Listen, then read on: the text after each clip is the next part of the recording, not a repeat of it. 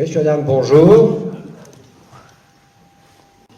Thierry Gaulin et toute son équipe vous souhaitent la bienvenue pour ce 14e congrès d'Orly-Languedoc qui va se dérouler sur 2 jours, selon le programme suivant.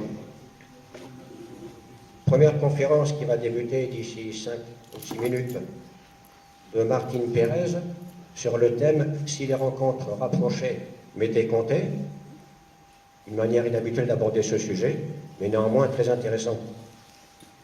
Qui sera suivi ensuite d'une conférence d'Éric Barouillet, dont le stand du MUFON est à votre disposition derrière vous, sur le thème des RR4, l'expérience initiatique.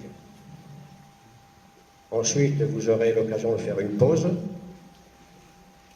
À 14 h, il y aura un débat public entre les ufologues et les personnes présentes. Vous aurez l'occasion de dialoguer avec eux, de poser des questions qui vous tiennent à cœur. À 15 h, Thierry Gaulin, le président, fera une conférence qui s'appelle « Il marche peut-être parmi nous ». Une conférence d'un tel mystère, puisque même les membres de l'association ne savent pas quel en est le contenu. Donc ça sera la surprise. Ensuite, à 16 h jusqu'à 16h30, une nouvelle pause.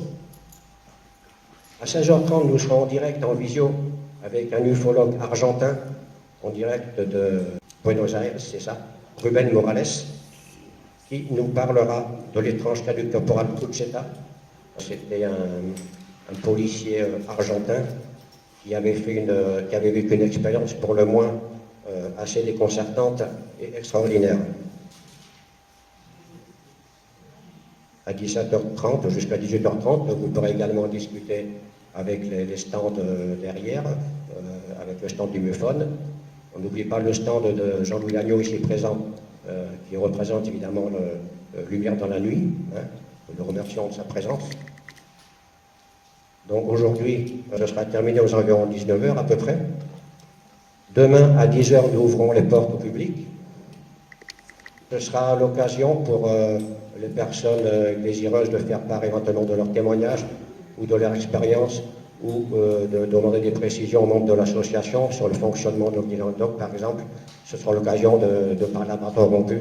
Il n'y aura pas de conférence, il y aura juste des réunions, discussions autour de thèmes dont vous souhaitez développer les caractéristiques.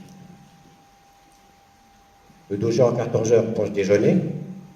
Et demain, à 14 h, nous reprenons les conférences avec Maurice Lucas, membre de l'association, qui nous parlera du récit de Robert Alortal, Guy Roro pour les intimes, que l'on connaît plus avec les mystères des fameuses boules de l'Aveyron. À 15 h jusqu'à 15h30, il y aura une pause. Et à 15h30, ce sera James, membre de l'association, notre scientifique préféré, on peut dire, qui nous parlera des ovnis et du paradoxe de Fermi.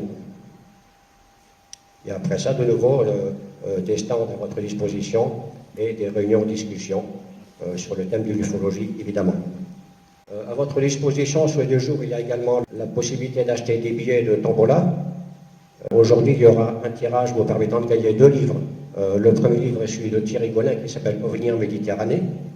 C'est son 3e livre. C'est un livre qui parle de nombreuses observations de témoignages sur le pourtour méditerranéen et plus particulièrement de l'affaire Manissès, qui remonte à 1979, sur lequel il a enquêté et contre-enquêté. Le livre est préfacé par Joël Ménard. 2e livre à gagner aujourd'hui, celui de Bruno Bousquet, qui est le cofondateur avec Thierry de l'association Orly-Languedoc, qui nous parlera d'une enquête qui lui tient particulièrement à cœur puisqu'il a enquêté de nombreuses années concernant l'affaire d'Assas dans le Gard, dans l'Hérault, pardon. C'est-à-dire qu'il a enquêté sur cette affaire pendant une 20aine d'années et il en a tiré des conclusions et malgré tout, cette affaire est toujours teintée de mystère et de prolongements plus ou moins inexplicables. Demain, nouvelle tombola, avec un livre à gagner de Thibaut Canuti, Le temps des officiels. Alors, Thibaut Canuti, c'est un habitué de nos congrès, il est membre d'honneur de l'association, il est conférencier, historien, et ce livre est le 3e volet d'un triptyque qui avait été entamé en 2007 par Un fait maudit et qui avait été suivi en 2011 par Le temps des soukoupistes. Et la postface de ce livre est de Geneviève Bidounou. Sinon, vous avez à votre disposition sur les tables Des anciens numéros de notre revue Logosphère, il y a des anciens numéros et d'autres plus récents qui sont à votre disposition. Voilà, merci.